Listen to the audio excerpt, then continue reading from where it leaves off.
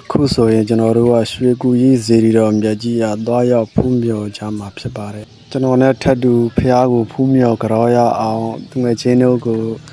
လိုက်ခဲ့ဖို့ဖိတ်ခေါ်ပါတယ်ရွှေကူကြီးဇေဒီတော်မြတ်ကြီးရဆိုရင်ရှေးဟောင်းသမိုင်းဝင်ဖះတဆူဖြစ်ပါတယ်ဖះပွဲတော်ရက်ကာလဆိုရင်လူတွေကြိတ်ကြိတ်တူအောင်စီကားလာတဲ့ဇေဒီတော်မြတ်ကြီးလည်းဖြစ်ပါတယ်ဖះပွဲတော်ဖြစ်တဲ့လဆိုရင်တကူးလဇန်9ရက်ကနေပြီးတော့မှ15ရက်နေ့ထိကျင်းပသွားတာပါခုဆိုရင်ဖျားပွဲမဖြစ်တာ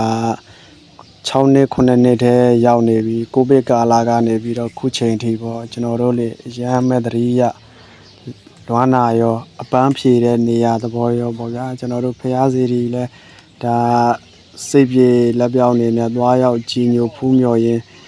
စေအေးလက်အေးပန်းဖြေတဲ့နေရာပုံစံမျိုးနဲ့ကျွန်တော်တို့သွားရောက်လည်ပတ်ကြတာပေါ့ခုဆိုရင်ပဲကျွန်တော်တို့လေဖူးမြော်ကြောရတာကိုတဦးတဲ့လိုကြတော့မျက်စိအေးနားအေးပဲဖះကတော့ဖះဝတ်ပြုအေးလူလူလဲဝတ်ပြုလို့ရတယ်မျက်စိရှင်နားရှင်ပဲစိတ်ပန်းဖြေတရားအနေနဲ့စိတ်ပေါ်ပါလန်းဆန်းစေဖို့ဖះရိတ်တရားရိတ်လေးမှာခဏတာသွားခိုလုံရတာရင်ထဲကိုအေးချမ်းနေတာပဲခုလိုကျွန်တော်ကိုအဆုံးသမ်းတိုင်အောင်လိုက်ရောက်အားပေးတဲ့အတွက်ကျေးဇူးရမ်းတင်ပါတယ်